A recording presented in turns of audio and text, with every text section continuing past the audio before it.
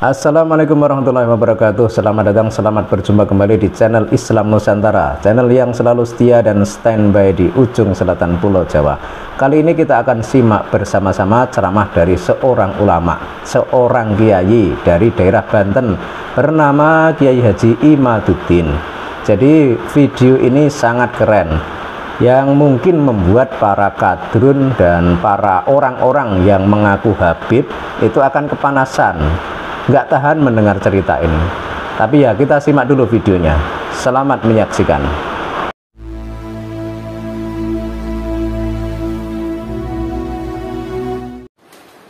Apakah di Indonesia ada cucu Nabi?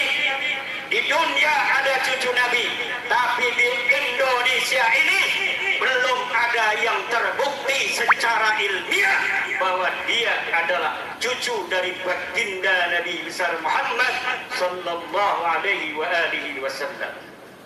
Sayyidina Syekh Abdul Qadir Al-Jailani radhiyallahu an, yang malam hari ini kita hauli beliau sebagai Sultanul Aulia, sebagai ulama besar, adalah cucu dari baginda Nabi besar Muhammad sallallahu alaihi wasallam. Walaupun dalam sisi silsilah dipermasalahkan oleh para ahli nasab, tetapi itu semua karena apa? Karena baginda Sayyidina Syekh Abdul Qadir Al-Jilani semasa hidupnya tidak pernah mengaku-ngaku sebagai cucu baginda Nabi. Kemudian ketika beliau wafat, maka anak cucunya menulis nasab yang diketahui daripada kakeknya ini dan diragukan oleh ahli nasab. Tetapi hari ini, beberapa bulan yang lalu, cucu-cucu beliau yang ada di Syria sudah mengadakan tes DNA, uji DNA, yang menyatakan bahwa betul, terkonfirmasi secara ilmiah bahwa keturunan daripada Sayyidina Syekh Abdul Qadir Al-Jailani radhiyallahu anhu wa quddisa sirruh adalah cucu dari baginda Nabi besar Muhammad sallallahu alaihi wasallam.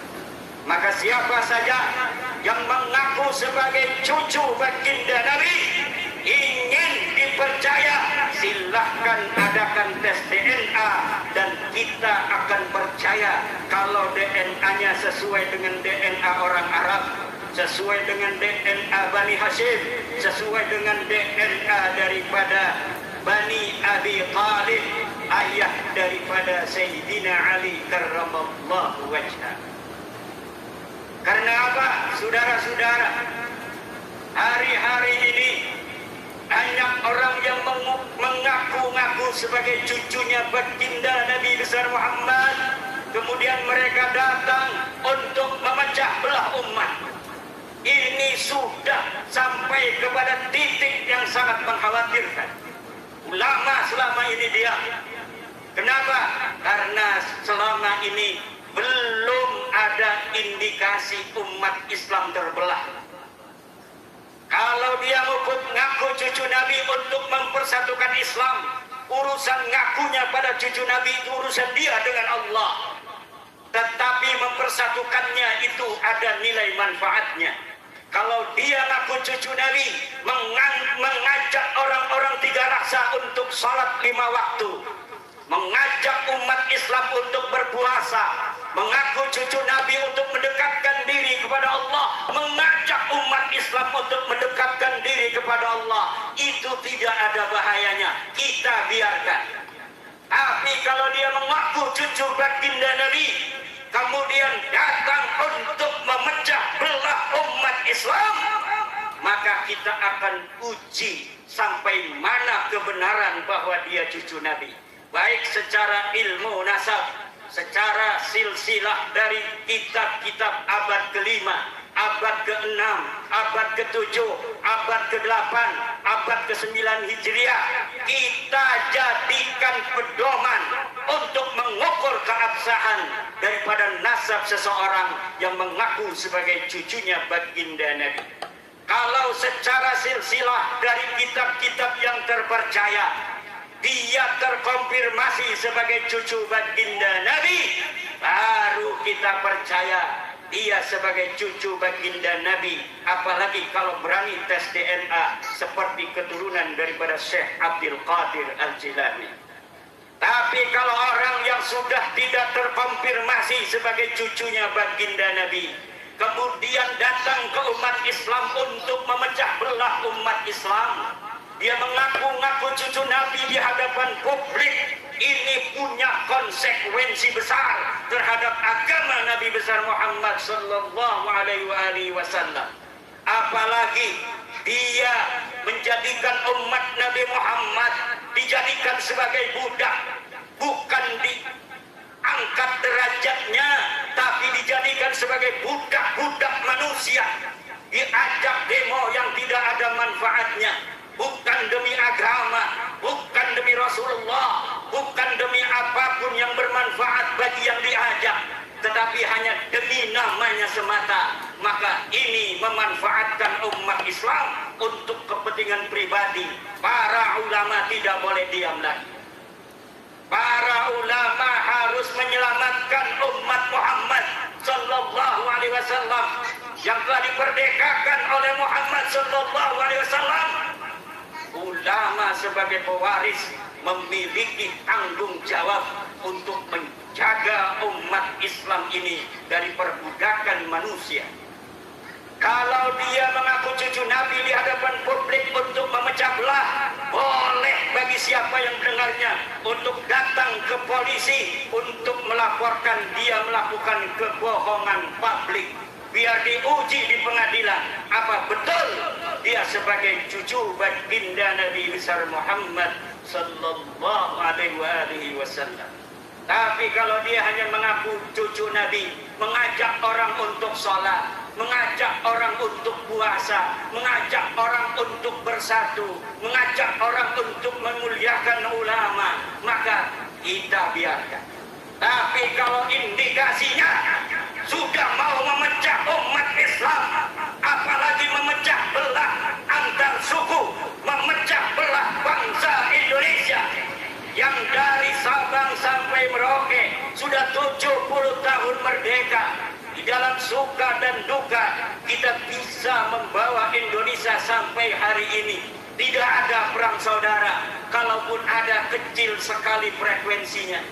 Namun sekarang ada upaya-upaya untuk mengadu domba antara umat Islam dengan umat Islam lainnya, memecah belah antar satu umat Islam dengan kelompok umat Islam lainnya.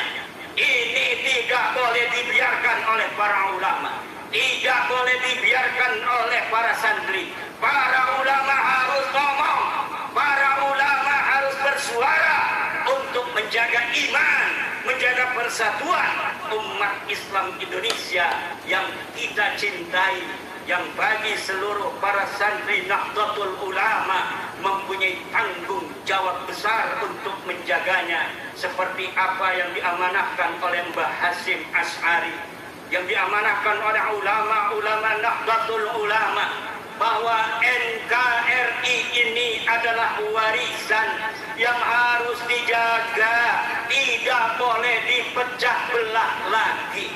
Tidak boleh ada upaya untuk memecah belah antar umat Islam. Tidak boleh ada upaya untuk menjauhkan para kaum muslimin dari ulama.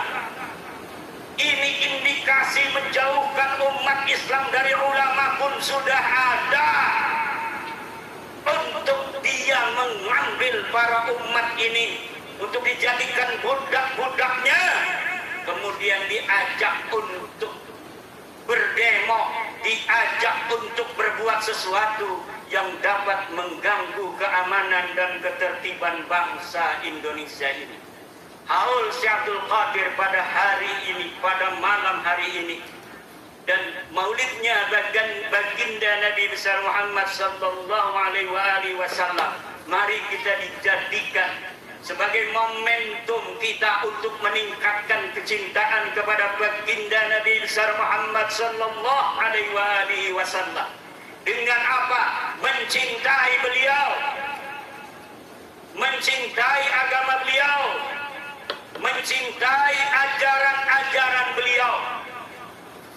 secara lumintu mutawatir, sanadan an sanadin, dijaga oleh para ulama-ulama kita, dijaga oleh para kiai-kiai kita, aman, tentram, penuh dengan penghormatan antara sesama. Jadi bagaimana menurut Anda? Kalau memang para Habib itu benar-benar dzurriyyah Nabi, harusnya mereka itu berani melakukan tes DNA untuk membuktikan kebenaran apa yang mereka ucapkan. Kalau mereka tidak berani melakukan tes DNA, ya mungkin bisa saja rakyat Indonesia akan mempertanyakan keabsahan pengklaiman mereka yang katanya dzurriyyah Kanjeng Nabi. Itu kalau menurut pendapat saya. Kalau pendapat Anda bagaimana? Silahkan tuliskan komentar di laman komentar. Salam waras.